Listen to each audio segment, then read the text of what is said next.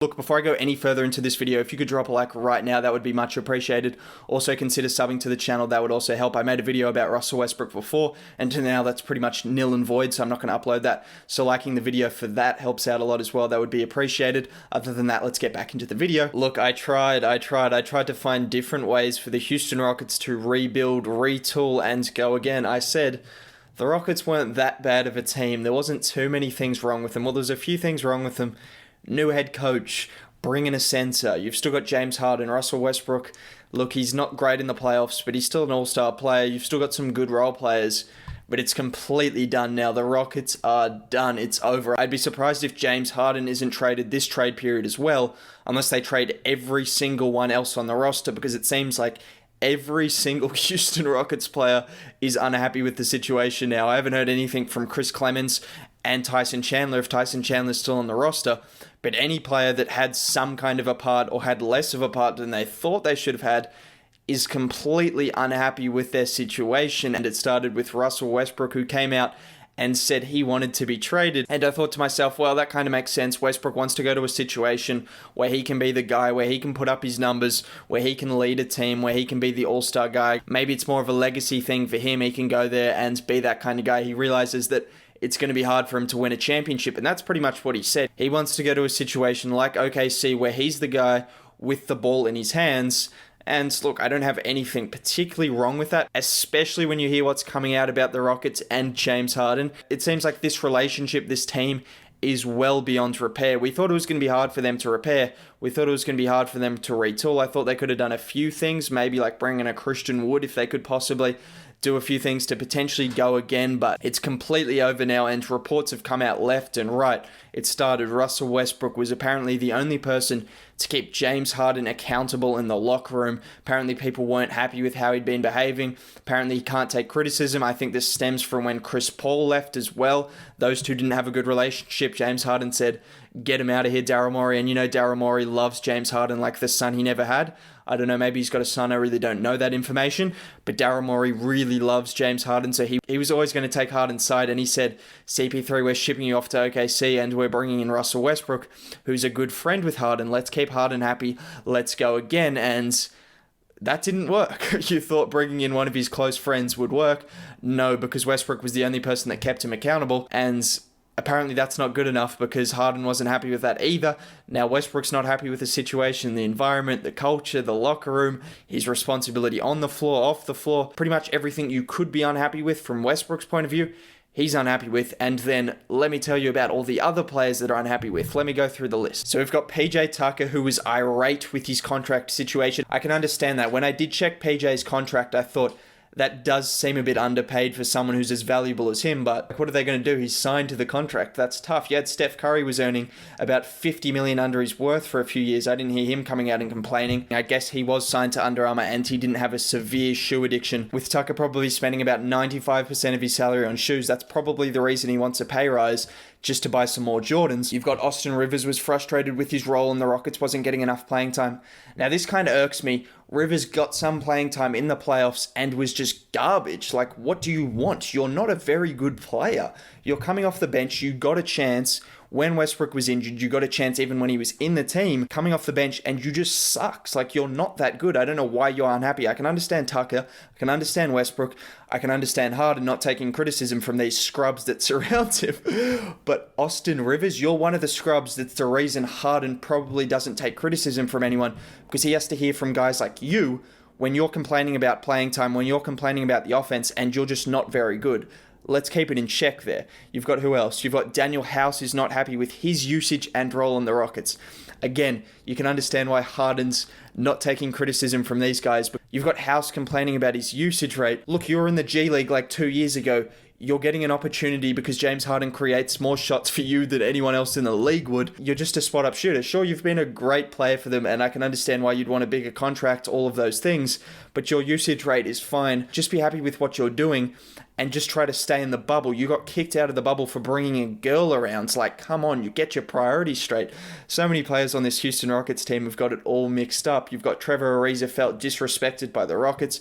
That's why he turned down the offer to come back. Ariza was another person that contributed to their 0-27 three-point barrage against the Warriors when they eventually lost, and he was absolutely terrible. There's a common theme. All these guys that have actually sucked are complaining about their role. It's just pretty funny. Eric Gordon's frustrated with his diminishing role since 2017. You haven't been healthy since 2017, and in 2017, yeah, you got the opportunity. You haven't been healthy, and when you were healthy and you got the shots against the Lakers, you shot like 23% from three and like 30% from the field. Don't know what you're complaining about. I don't know what any of these guys are complaining about, apart from PJ Tucker, apart from Westbrook. Those are the two players that I can say, Tucker, you played your role perfectly. You've done it for a few years now, and he wants a bigger role in the offense. That's understandable. But the rest of these guys are scrubs. I don't know what they're complaining about. It just doesn't make any sense to me. So with all of this in mind, the Rockets are going to blow it up. I know Westbrook's getting traded. Austin Rivers, he's not signing another contract. He's getting traded, whatever. No one cares about Austin Rivers. We're talking about James Harden and Russell Westbrook. Those are the two players that anyone cares about on the Rockets. Those are the only two good players on the Rockets, and they've got some good role players. I'll give them some respect for that. But James Harden, I think it's time to trade him. I was opposed to trading him because he's someone that just makes your team good regardless of who you've got around him. And that's proven when you've got guys like Rivers, Gordon, Tucker, Ariza, all of these guys complaining, and Harden's still piggybacking them to 50 wins a season. You got CP3 getting injured. He's a great player. Obviously, he does have attitude issues because I have heard these rumors before, and these seem to be the most concrete rumors of him really not accepting any criticism, which is an issue if he's going to go to a situation like Brooklyn, where you then have a lot of egos there. I think Kyrie and KD can coexist because they're such good friends, and I think they have such a desire to win.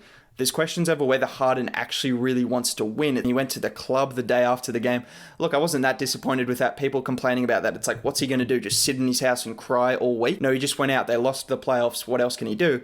But there is question marks over whether he wants to win. I think a team like the Nets, where you can get someone like a Karis LeVert, DeAndre Jordan, Spencer Dinwiddie, and picks, you can reset your franchise. And we saw the Nets with those guys in the bubble, not even all of them, and they did pretty well. And then you're going to get some future draft picks as well. So the Brooklyn Nets already have a solid young core that they could probably give up, and I think they would give it up if you've got the chance to get in James Harden, surround him with Kyrie and KD.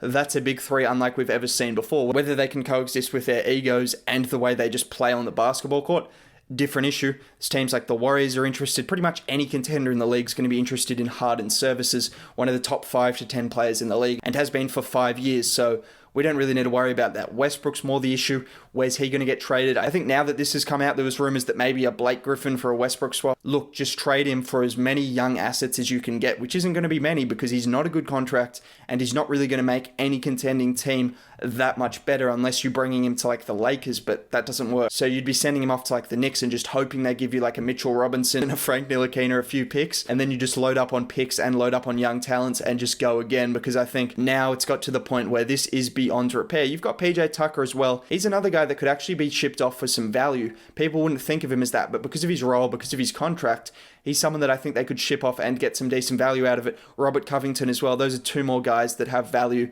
Even Daniel House has some kind of value. There's players, they pretty much need to blow it all up because everyone seems unhappy. They weren't really likely at all to win anyways. I thought everything had to go well. They had to do a bit of a madness in free agency. They had to have the chemistry through the roof. Russell Westbrook had to magically start shooting threes or just stop shooting at all. And then you had to have all these things fall into place.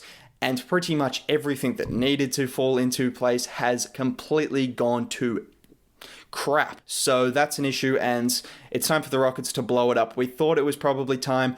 I gave them a couple of chances. I was like, make these trades, make these signings, call up the Pistons, see if you can finesse them because the Pistons suck. I'm a Pistons fan, I can say that. And yeah, no, it's just time to blow it up. This Rockets team has come to the end, and I think James Harden, ship him off, get him to Philly, bring Ben Simmons through the door. That's another trade that could work as well. Just reset this franchise because this franchise is done. I feel sorry for Steven Silas because he's coming, he's thinking, look, I've got a chance to turn this franchise around, and it's completely gone to crap before he's even got a chance to get these guys on the floor together. So it's time to just completely blow it up and start again. There's no more chances. This Rockets team is done. I'm sorry to say, Rockets fans, you're still going to get some good assets for it. You're still going to have some nice young players come through the door. It's a change of the guard. You've got a new head coach. He can build with this young team. He can insert his philosophy. He can bring in who he wants. He'll talk with the general manager about who he wants to package Harden up for. And there's no way you can have this many locker room issues and not be good enough. The Golden State Warriors could deal with it for a year. Even they didn't win the championship with these issues. That's one of the most talented teams of all time. The Rockets are far from a position where they can deal with these issues and still deliver on the floor. They need the chemistry to be at a high, given all the role players they have, given all the players they need just to do bit parts. Yeah, it's completely over. Look, that's pretty much all I've got to say about the Rockets. I might come out with some trade ideas a bit later, but I just had to react to this and pretty much say it's time for the Rockets to blow it up. I've given them enough chances. I've talked through enough different ways they could potentially make it work. It's not going to work now. You've got way too many locker room issues. You've got way too many egos. You've got way too many things going on. I feel sorry for you, Steven Silas. I feel sorry for the new general manager. Maybe not the new general manager, but you've got some good assets to package up and get a rebuild going. Time to rebuild. Time to do this, Rockets. If you did enjoy the video and if you made it to the end, a like would be greatly appreciated. Also, subbing to the channel really helps out a lot, so that would be much appreciated as well. Other than that, I'll catch you next time. Have a good one. Bye.